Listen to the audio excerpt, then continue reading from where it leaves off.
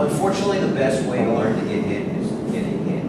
And the other thing that you learn a lot of times is that when you first start doing the drills, and you guys probably did tonight, didn't notice it, when somebody throws something at you, your first reaction is almost run away. They want to back up to get away, they want to create space, they want to blink, they just want to like hide. Can't do any of this. This is survival drill. And if, as a fighter, it's something that you got to do a lot because you have to get used to it. Now, you're going to put yourself in the corner so that you can't run away. But you don't want to get square because we don't fight square. So in other words, if I'm in the corner, I pick this corner maybe, I'm still in my stance. I'm not square. I'm here. What I want to feel is like my hip and my shoulder against the turnbuckle. My gloves are up. So that's what Frank's going to do. He's going to have his stance. I'm going to stand in front of him. The point of this drill is not to beat the tar out of each other. It's just to get each other used to getting hit. And also, every drill is two-sided. In other words, I'm not going to stand here like this and just hit him. I'm working my own combinations. I want to be as clean as possible. So, I'll go jab. I'll go jab, cross. Maybe I'll go hook. Jab, hook. Cross, body shot. Body shot, body shot. Overhand. Hook. Jab, cross, hook. Overhand. Jab, cross, hook, shield. If he wants to think, if he thinks he can slip, maybe he sees the jab coming and he slips it. Maybe he sees the cross coming, slips it. You can duck under the hook. Whatever you feel comfortable doing. The more of these drills you do, the more comfortable you'll be with the different techniques you know. Two things I want you definitely not to do.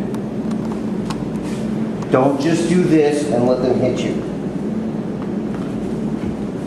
Active blocking, not passive blocking. Okay, and for now, don't clinch. Clinch is the easiest thing to do when somebody starts punching you in the head. Grab them, hold them. But it doesn't work your head movement and your hand skills. I told you, at first, don't do it with the clinch because you want to really make sure that you're not just relying on the clinch. Later, obviously, add in the clinch. Let them, throw 4 or 5, and then when you feel so comfortable, you tie them up. You've got your head clinch, you've got your body clinch. We're going to go over some of that later. You can shoot, slip and shoot. We did that last night, some of those techniques. You put the shin guards on, then you start adding in the kicks, so that you have to defend against punches and the kicks and the punches. But whether you have a wall or the corner of a cage or the corner of a ring, get used to being able to stand your ground. Because the worst thing you can do is keep backing up, keep backing up, keep backing up. Like for example, people blink a lot when they get hit. This is an old boxer's trick. It sounds really, really stupid, but fill up your sink with water and splash yourself with water and try not to blink.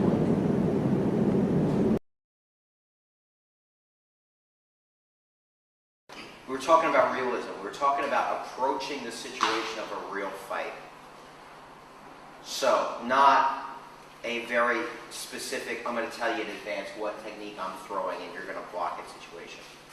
Also, we're going to deal with adrenaline, right? When you first get nervous, your hands shake, you lose your motor function. Has anybody ever been in a rush and you try to stick a key in a door when you're in a rush and it's a simple thing and you can't do it? Or when you're in a rush and you're looking for something and you know exactly where it is and you still can't find it, and when you calm down you find it, it's still where you thought it was? You start to fall apart under pressure. Pressure also comes when we start doing martial arts the first time we get hit or somebody starts throwing punches at us. We freak out, we want to run away. And for example, one of the first things you learn and one of the first things that any coach tells you is, don't run away, don't turn away, don't close your eyes. Punches are not like the monsters when you're a kid, right? When you're a kid, if you close your eyes and you pull your blanket up over your head, the monsters are not going to get you. Unfortunately, punches, if you close your eyes and turn away, they're still there and they're still going to hit you. So we do what I call survival drills, which are we put people up against the wall so they can't run away. Now you're going to take a stance, your basic boxing stance, right? Just put your shoulder against the wall so you really can't run away. Now, maybe we'll move his head here so that the angle's a little bit better. So he can't run. He has to now deal with the technique. This is not, though, an excuse for me to beat the living crap out of him. So we're going to start off slow. Keeping in mind that we have like 8 basic defenses, I'm not going to tell him what I'm going to do. I'm going to start throwing punches at him. Real simple. So I'm not going to kill him, right? But if I jab at him, what he's supposed to do? He's supposed to parry. If I cross, parry. Right? If I throw a left hook, he's going to shield. If I throw like an overhand, he's going to shield. Right? I'm just reviewing. If I throw a right hook to the body or a right uppercut to the body, it's the same thing. If I throw a left hook to the body, it's the same thing. It's just a shield. That's why we're doing these drills also, because what we're going to do is we're going to take them through the levels, and the levels are going to help you reintegrate all the skills that we worked on this weekend. So, I go jab, I can go hook, I can go left, I can go low and he'll elbow block, right? I can go right and he'll elbow block. If I come around, he'll elbow block, you know, pop, pop, uppercut, uppercut, pop. At the beginning, just go like this. Try to fake him out a little bit. I can go